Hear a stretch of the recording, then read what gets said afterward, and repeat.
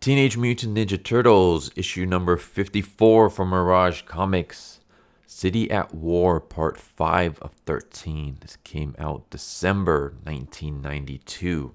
And once again, cover art was by A.C. Farley, story by Kevin Eastman and Peter Laird, script by Peter Laird and Jim Lawson, penciling by Jim Lawson, inks by Keith Aiken. So once again, we got artwork by Jim Lawson, and I don't know, for some reason, again, I'm not feeling the artwork on this one. But let's just get into the actual issue itself. So we start off with Casey, and he's bagging groceries. So this is his new job. His new job is bagging groceries. When his boss comes and starts yelling at him, basically, he's yelling at him that he put bread in the bag first and then the other foods on top. Yeah, the boss just keeps ripping into him how he's a no talent, how he's just a troublemaker and things like that. Like, I don't think you can handle this job. You know, I've got toilets that need scrubbing.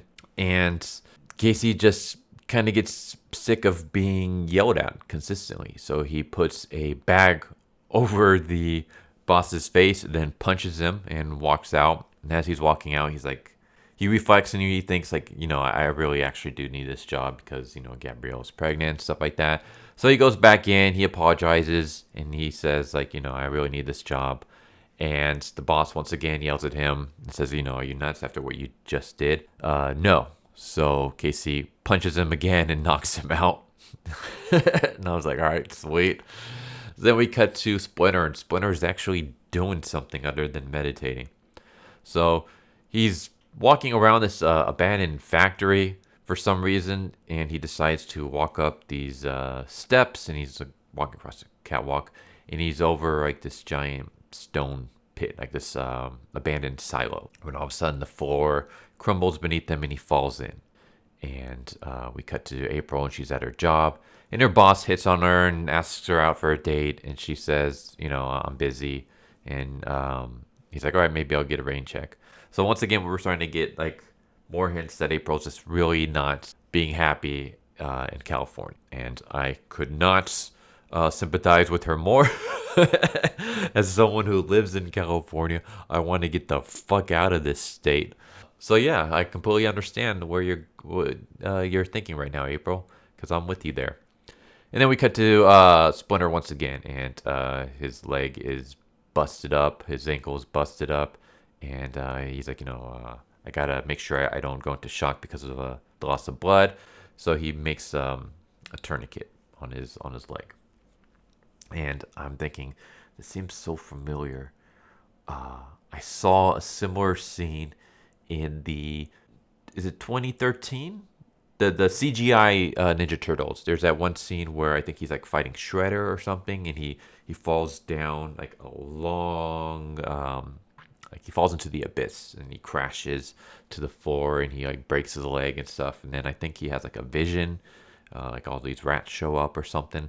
I'm trying to think of this off memory. It's been a while. But yeah, this moment seemed very, very familiar. And I'm wondering where the hell this is going. Because right now it seems like Splinter is wandering just as lost as the Turtles. And again, we have April, and she gets picked up from her work by Robin. And Robin has a kid. And I guess she has an ex-husband. She's like on the outs with her husband. And yeah, once again, April's just not really feeling being around here, being in California. And then that's when we cut to a figure approaching the water tower. And then later we find out that that's just Mikey. And the rest of the Turtles are inside the water tower, and they're watching the news.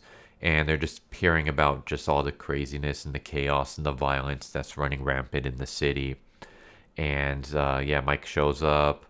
And Leo is having he's having a lot of confusion. He feels like they lack purpose. He doesn't want to quit, but he's trying to come to accept the reality that they need to do something, and they don't know what the hell they're doing. And you know, one of them suggests, well, maybe if Splinter was here, he would know. And Leo's like, you know, maybe it's time for us to grow up. Maybe it's time for us to see our limitations, see the world for what it really is. That the world is a place just filled with greed and hatred and violence and lust for vengeance, and that honor doesn't really mean anything in this world. We grew up with honor, at the forefront, but we are probably like the only ones. Like it doesn't feel like the rest of the world cherishes honor, and instead they cherish all these other negative traits. And yeah, he's basically admitting like I don't know what the hell we should do. And then that's when we see the Japanese woman in the plane, and it turns out that yes, this is Karai. She's actually named here, and Karai is on a plane. I'm assuming heading towards New York, and this guy shows up with videotape, and she plays it, and it's footage of the chaos from the last scene, and she freezes and enhances and sees an image of Donatello. And I always find it funny when they freeze an image, enlarge it, and enhance. It's like, and then the quality all of a sudden gets better. It's like that's not how it works in the real world. If anything, it just gets even more like pixelated and more distorted.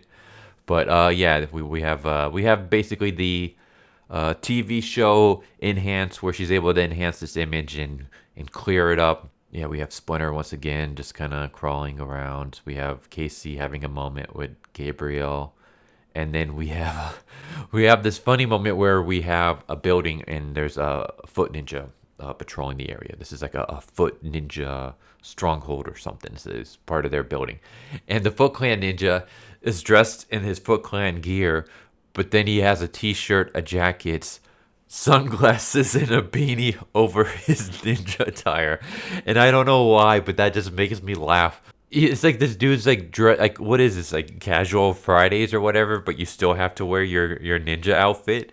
So it's just weird because yeah, he's wearing his ninja outfit, but then he has like a beanie and sunglasses and a t-shirt and jacket, and it just made me laugh. But yeah, the elite ninja that's been causing a lot of trouble for these Foot Clans, he shows up. He slaughters a bunch of the ninjas. He throws his sword at something that causes a huge explosion. So the building blows up as he makes his escape.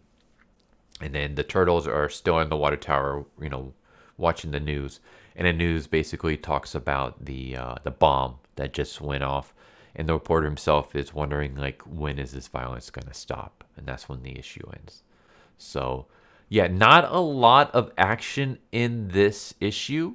But for some reason, I actually appreciated it more than the previous issue. Even though the previous issue had the cool chaos scene, for some reason, this one resonated with me more. I don't know how to explain why it did, but it did. But yeah, I'm hoping that things do start getting different or start progressing more. I don't know how long we're going to have the turtles being depressed and feeling lost and questioning what they're doing with their lives. Like, we've had enough of that already, I feel like. I feel like now we should get into the actual meats of the arc and start unraveling things. But maybe they want to prolong that until later. I guess we'll see with what happens in the next issue and stuff. But yeah, it's interesting to see. I guess it feels like we're still stuck in the same situation where everybody's split off from each other. The turtles are in one area, Splinter's in another, Casey somewhere else, April somewhere else. None of them are really completely happy with their lives. I guess Casey seems to be the most happiest, but all of them are still having their own troubles. Casey having his troubles at work, April having her troubles at work and her troubles living in California.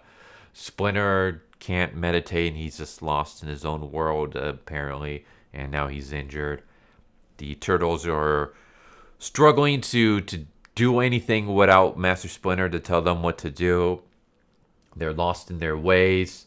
They're questioning their life choices. It's like we had that already multiple times, and I'm just kind of wondering how long are we going to keep doing this? It feels like we could have already moved on to the next part of the arc. Like, it feels like we're hanging on to this. Everyone's sad, everyone's depressed, everyone's lost for 5 issues now into it. And yes, we've had some action and stuff to break up the sameness, but it still feels like we've hanged on for this for too long. Move on already. Let's go on to the next thing. We don't need to see them struggling more and more.